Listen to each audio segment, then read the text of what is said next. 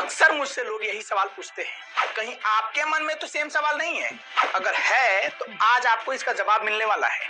आज के एपिसोड में सिर्फ मैं ये नहीं बताऊंगा कि 1000, 2000, 10,000 रुपए लगाकर आप ट्रेडिंग शुरू कर सकते हैं। रियलिटी चेक देखने के बाद आपका दिमाग हिल जाएगा। तो चलिए शुरू करते हैं बिना टाइम वेस्ट किए। नमस्कार, मेरा नाम है विकास तिवारी और आप देख रहे हैं सीखो पर हमारा official show stock market basics.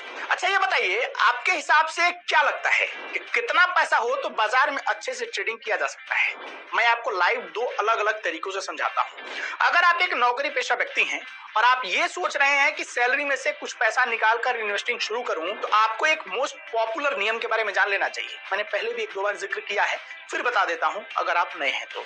Rule है 30, 20 और 50 का। 50% पैसा जो होता है वो बेसिक नीड्स के लिए होता है। 30% जो पैसा होता है गर्लफ्रेंड शॉपिंग या उसे डिनर कराना हो। मेरा मतलब है कि आप अपने शौक पूरा करने के लिए कहीं घूमने जाना हो, विदेश टूर करना हो, जो भी आप करना चाहते हैं उसके लिए आप 30% पैसा खर्च कर सकते हैं और बाकी का जो 20% पैसा बचता है उसे आप सेविंग के लिए यूज कीजिए। उन पैसों का बाजार या कहीं भी इन्वेस्ट कर सकते हैं। अब यहाँ सवाल ये है कि अगर आपकी सैलरी 1 लाख रुपए महीना है तो आप तो 20,000 महीना आसानी से सेव कर सकते हैं। लेकिन ये तो जरूरी है नहीं कि हर किसी की सैलरी 1 लाख रुपए महीना हो, कम भी हो सकती है।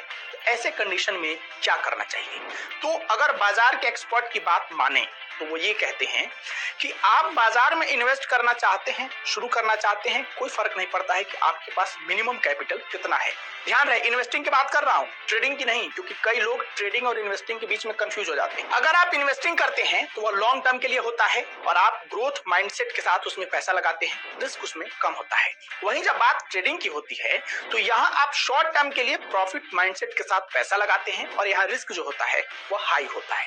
तो शुरुआत में आपको ट्रेडिंग नहीं, इन्वेस्टिंग करना चाहिए। एक बार जब 1 लाख 2 लाख का फंड बन जाए तब आपको ट्रेडिंग की तरफ रुख करना चाहिए। ऐसा इसलिए कि जब आप मान लीजिए 2 लाख का आपके पास फंड हो गया तो आप उसमें से 1 लाख का कैपिटल सेफ किसी अच्छे स्टॉक में लगाकर इन्वेस्टिंग कर लीजिए और बाकी का 1 लाख से ट्रेड कीजिए। क्योंकि देखिए ट्रेडिंग में होता क्या है कि लॉस भी होता है और आपको सेम डे बाहर निकलना होता है। अगर आप ऑप्शन ट्रेडिंग करते हैं या आप इंट्राडे करते हैं तो सेम डे बाहर निकलना होता है। ऑप्शन ट्रेडिंग में तो हो सकता है कि आपको 1-2 दिन का आपको समय भी मिल जाता है, लेकिन उसमें नुकसान होता है, थीटा डी के हावी होता है। इस पर मैंने डिटेल वीडियो बनाया हुआ है।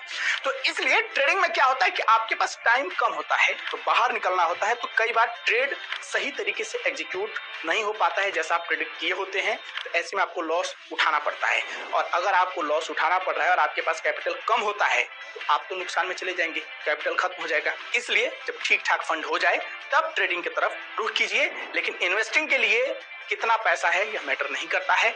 आपके पास जितना पैसा है 1000, 2000, 500, 200, आप इन्वेस्टिंग शुरू कीजिए। क्योंकि वॉरेन बफे का वो लाइन याद है, उन्होंने जब इन्वेस्टिंग शुरू किया था तो वह कितने साल के थे और तब भी वो ये बात कहते थे कि मैंने काफी लेट इन्वेस्टिंग शुरू की है। तो आपको लेट नहीं करना है, इन्वेस्टिंग शुरू कीजिए। मैं ट्रेडिंग की बात नहीं कर रहा। जब धीरे धीरे आप मार्केट के जोखिम और बाकी चीजों को समझ जाएं तब धीरे धीरे ट्रेडिंग की तरफ बढ़िएगा, लेकिन इन्वेस्टिंग ज्यादा बेस्ट है। तो आपको समझ में आ गया कि इन्वेस्टिंग और ट्रेडिंग में क्या आपके लिए जरूरी है, कितना कैपिटल होना चाहिए और सबसे जरूरी चीज जैसा कि मैंने बोला था आपको कि लाइव कैलकुलेशन दिखाऊंगा। तो आप खुद सोचिए एक बार कि अगर आप 1 लाख रुपए किसी स्टॉक में लगाते हैं और वो 10% बढ़ता है तो कितना प्रॉफिट होगा? 10,000। वहीं अगर आप 100 रुपए किसी स्टॉक में लगाते हैं और वो 10% बढ़ता है, कितना प्रॉफिट होगा? 10 रुपए।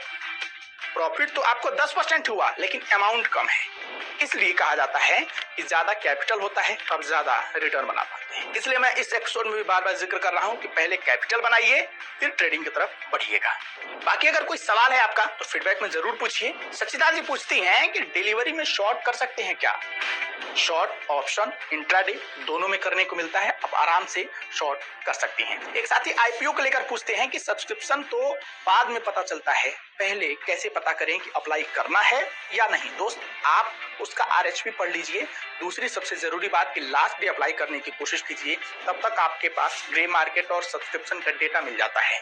फिर आइडिया लग पाता है कि यह आईपीओ हिट होने वाला है या फ्लॉप। इस पर भी मैंने डिटेल एपिसोड बनाया हुआ है कि आईपीओ